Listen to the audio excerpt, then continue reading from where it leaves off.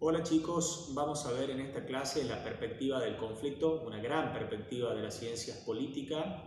Ya vimos la perspectiva liberal y la perspectiva sistémica, que es la que está en la vereda del frente de la perspectiva del conflicto. Son como las dos grandes escuelas del pensamiento de las ciencias políticas. En la perspectiva liberal y sistémica hay una concepción de la sociedad que puede estar perfectamente articulada como si fuera un mecanismo de relojería, donde no hay cabos sueltos y donde todo puede estar articulado en el entramado institucional liberal de la democracia liberal. En la vereda del frente está la perspectiva del conflicto que vengo a plantearles ahora, donde se plantea la imposibilidad de suprimir el antagonismo político y el antagonismo social como forma de estructuración del campo político, y en última instancia no puede haber tal articulación o tal articulación como si todo funcionara como un mecanismo de relojería perfectamente articulado. En última instancia, dice la perspectiva del conflicto, siempre la política implica decidir entre alternativas mutuamente excluyentes, de manera tal de que el conflicto siempre va a ser una constante en la vida política y en la vida de toda sociedad. La perspectiva liberal y la perspectiva sistémica es más una perspectiva que podríamos decirlo hoy en términos modernos, algorítmicas, digamos. Todo puede ser procesado por un algoritmo, diría hoy en día los autores liberales clásicos y los autores sistémicos. Para la perspectiva del conflicto, siempre va a haber algo por fuera de esos algoritmos sistémicos, siempre va a haber algo que no va a poder ser procesado de manera institucional y que va a dar origen a un conflicto. Esos son digamos, las bases desde las cuales se estructuran tanto la perspectiva liberal y la perspectiva del conflicto. Entrando puntualmente ahora en lo que es la perspectiva del conflicto, yo les propongo que analicemos dos autores, Carl Schmitt y Chantal Mouffe. Obviamente no son contemporáneos entre ellos. Carl Schmitt escribe en el periodo de entreguerras, así que ubíquense contextualmente en lo que fue ese periodo. Escribe su libro El concepto de lo político en el año 1933, o mejor dicho, en el año 1933 sale publicado en Alemania, sitúense Alemania, año 1933, su librito El concepto de lo político, que es un texto clásico y muy estudiado en la ciencia política en todo el mundo, ¿Qué dice Carl Schmitt? Un autor que fue tomado en su momento como un autor nazi, después como un autor totalitario, después se diferenció y demás. Él dice, la categoría fundante de la política es la categoría nosotros-ellos. Hay una identidad, un nosotros y un adversario político que es el ellos. Entonces, esta categoría, nosotros-ellos, fundamenta o da el fundamento de lo político. Lo que pasa es que Carl Schmitt, para la época, y en virtud de la lectura que él hacía de su contexto político, estaban surgiendo los grandes movimientos totalitarios, el nacionalsocialismo, el franquismo, el fascismo. Entonces, él dice, la distinción amigo-enemigo debe ser inscripta en el plano del ser, en el plano existencial. Eso te lleva a una única conclusión lógica, que es que si yo fundamento la distinción nosotros-ellos en el plano existencial, la única forma de resolución de ese conflicto es la eliminación física del adversario político. Que fíjense un poco es lo que hizo el nazismo con la comunidad judía, ¿no? Al plantear el nazismo a la comunidad judía como el enemigo y al plantear el conflicto en el plano existencial, pues no había otra resolución en términos de estas categorías teóricas que la eliminación física del adversario. La misma lógica schmittiana, digamos, de dialéctica amigo-enemigo, inscripta en el plano existencial, de eliminación física del adversario político, se dio también con las dictaduras militares en Latinoamérica, las campañas del desierto en la Argentina con la eliminación de los pueblos originarios, hay muchos ejemplos en donde el conflicto político llevado al plano existencial implica la no legitimidad del adversario político. Entonces, siguiendo en esta línea de pensamiento de Carl Schmitt, que da un fundamento a los movimientos totalitarios de su época,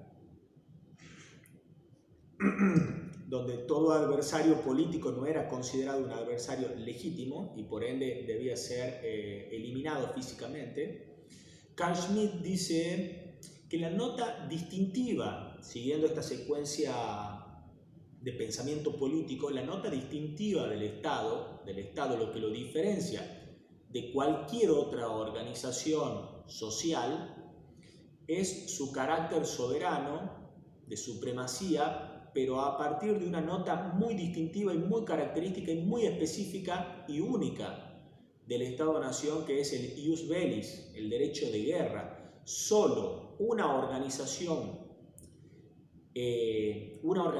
territorial entre todas las que hay en un Estado, sean empresas, sean universidades y demás, solo una organización tiene la capacidad del ius bellis, de declarar la guerra, que es el Estado. Solo el Estado tiene esa condición política de definir quién es el adversario, quién es el enemigo público y por ende declarar la guerra y fundar esta distinción nosotros-ellos, que es la que da origen y fundamento al antagonismo político.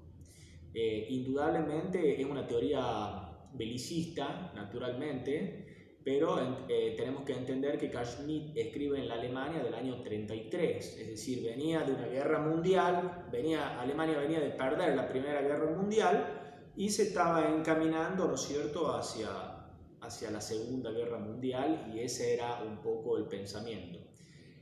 ¿Cuál es el aporte de Carl Schmitt a la perspectiva del conflicto más contemporánea, la de Chantal Mouffe? ¿Qué dice Chantal Mouffe? Tenemos que rescatar de Carl Schmitt algo. Tenemos que rescatar de Carl Schmitt su crítica al liberalismo, esta tendencia a creer que todo el conflicto puede ser articulado sistémicamente, lo cual es imposible. Dice Chantal Mouffe, tenemos que rescatar su distinción amigo-enemigo como identidades fundantes de lo político, pero nos tenemos que diferenciar de Carl Schmitt, dice Chantal Mouffe, en inscribir el conflicto político en el plano existencial, porque eso lleva al no reconocimiento de la legitimidad de nuestros adversarios políticos.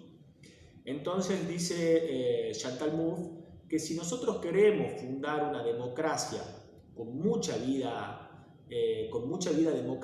democrática, con una intensidad de debate en la esfera pública que haga que la democracia tenga una dinámica muy específica, tenemos que diferenciarnos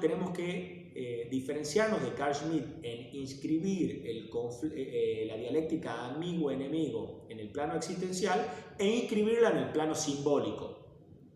Al inscribir la dialéctica amigo-enemigo en el plano simbólico y no en el plano existencial, se reconoce la legitimidad del adversario político. Entonces se da una dinámica en donde el debate político, el antagonismo político, lejos de destruir a la democracia, la fortalece. Entonces acá se da lo que Chantal Mouffe plantea como una democracia agonista. La democracia agonística, digamos, esta democracia donde hay un reconocimiento muy marcado del conflicto político, es productivo para dar los debates que se tienen que dar y para dar los procesos de fuerza que se tienen que dar dentro de una democracia sin subvertir el orden democrático. No sé si logro explicarme. Entonces, ¿qué dice Chantal Mouffe? Acá se da un poco la paradoja democrática. ¿Cuál es la paradoja democrática?